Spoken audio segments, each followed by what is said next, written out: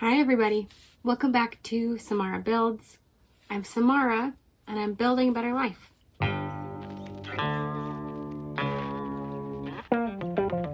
Okay, if you know anything about my channel, you know that I suffer with depression sometimes. And unfortunately, life just keeps going. You don't really get to take much breaks. I recently am going through a bit of a depression, which is understandable to me. Like, I know why. I've lost some people very close to me in the past 6 months, and, other life stuff, world stuff, political stuff, internal stuff, lots of stuff. Just because I know I'm depressed doesn't change the fact that I am depressed. And it's not so bad that it's affecting my day-to-day life all that much. But I recently went to Paris, which was amazing.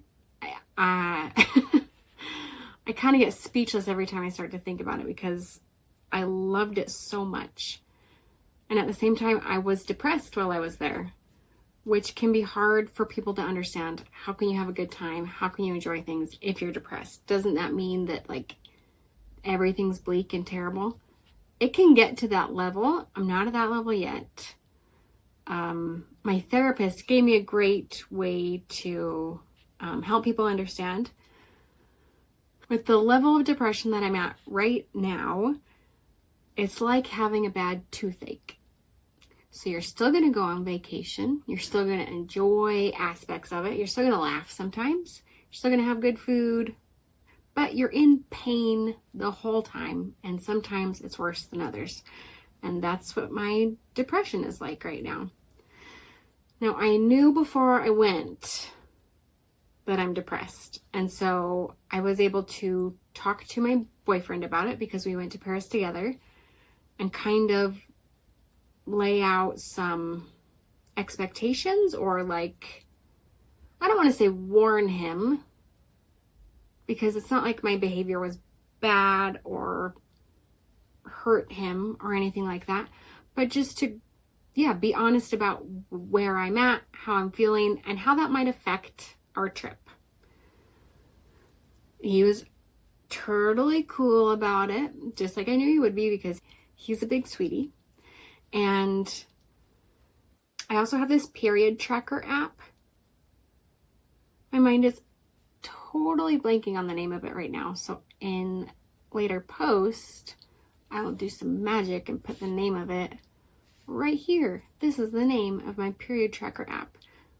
As always, I'm not sponsored or anything. I just really like this app. It doesn't sell your data.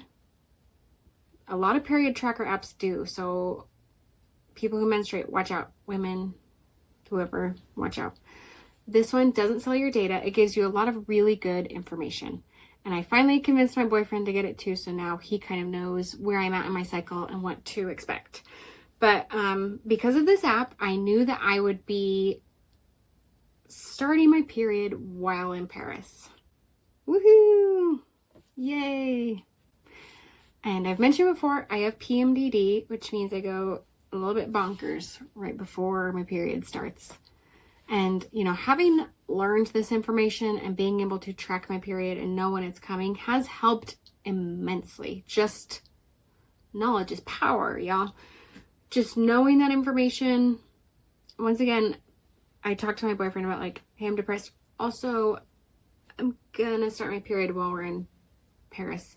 So he, once again, just knew what to expect, knew what I would need in the situation and how he could support me. And I also talked to my therapist about it before going to Paris. Reach out to your support group. That's what I did. Proud of myself. And I was really worried when I talked to her that my hormones and my depression would ruin this bucket list trip that I've always wanted to go on. I was quite anxious about it. Because I know how fortunate I am to be able to travel and to be able to go to someplace I've always wanted to go. It's not something I take lightly. And I was nervous. But she helped me she helped me. Go to therapy, y'all. She helped me reframe it. Where this, yeah, it could ruin the trip in different circumstances. But I'm going with someone who's super supportive and loving and that I can communicate well with. And also, like, she's like, what a better city to be depressed in than Paris. Like, it's known to be moody and melancholy and dramatic, and that's where I was. That's where I am at. And so we both agreed that I should just like lean into those feelings when they come and maybe be a little, you know, play like you're in a movie kind of a thing of like, oh yeah, you have to cry. Go down to a cafe and get a coffee and like cry. Like, is that just not Paris in your mind? It's in mine. And that really helped a lot. First of all, I think just not pushing away those feelings and trying to get over them quickly or ignore them, but choosing to lean into them and feel them and let them go through your body is helpful no matter what. But especially where I was putting pressure on myself to have an amazing trip, it kind of eased that pressure, where it didn't have to be perfect in that I'm laughing the whole time and everything's rays of sunshine and champagne bubbles and all of that, because that's not realistic. Even if I wasn't on my period or depressed, that's not realistic. But I was able to allow myself to feel the hard moments and feel the sandpaper grit that life brings sometimes. And it made the bright points brighter. And it helped me to be able to process some things while I was there. I went to Notre Dame and I lit a candle for my grandma, which is really special because every cathedral I've ever been in, I have lit a candle for my grandmother because she was the one that told me I could do that. I thought like only Catholics can do this. No, I pay the money for the candle and I've always lit one for her. And this was the first one. This was the first one that I have done since she passed away. And so I was like sobbing in Notre Dame and my boyfriend was there for me and it felt really beautiful and cathartic. And I'm really grateful that I had that moment and that I cried and that I let myself have that. And in a similar vein, we went to the Hemingway bar in Paris and I kind of felt funny while I was there, and it took me a minute to realize that my grandpa, who recently passed away, was the one that introduced me to Hemingway. And so my boyfriend and I, you know, cheersed to my grandpa in the Hemingway bar, and I teared up a little bit, and it was perfect. And I wish that I could call them both and tell them about this trip because they're both avid travelers. They traveled all over the world. But I was able to bring them with me in my heart, and that's special and painful. And I'm really glad I let myself feel those feelings while I was there. Traveling with depression, you know, it's just something you kind of have to plan for a little bit, but it doesn't mean you can't have fun, and it doesn't mean it's going to ruin your trip. I would just be open with who you're traveling with and open to letting yourself feel what you need to feel in the moment, even if you're, you know, on a beach, even if you're on top of a mountain, even if you're shopping somewhere.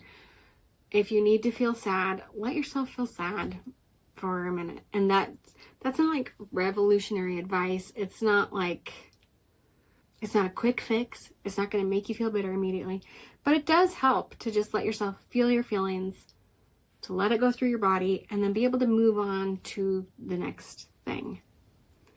Looking back on my trip, as far as like my depression and my mental state, would I do anything differently?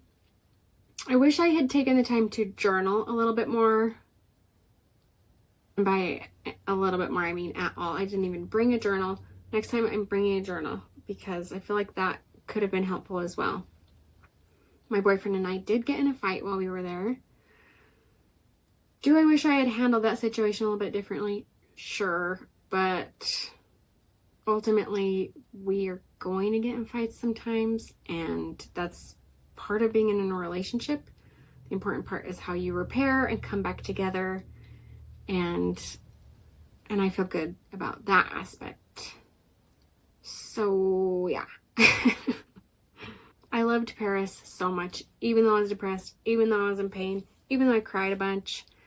I loved it so much, and I think I experienced it in a way, I probably saw the city in a way that I wouldn't have seen otherwise, and that's really cool. If you're depressed, if you're struggling, my heart is with you as always. What is it I always say? Go for a walk, eat a healthy thing, drink some water, be nice to yourself. Sending love to you, but my heart is in Paris. Okay, I'll talk to you guys next time. Love y'all. Bye.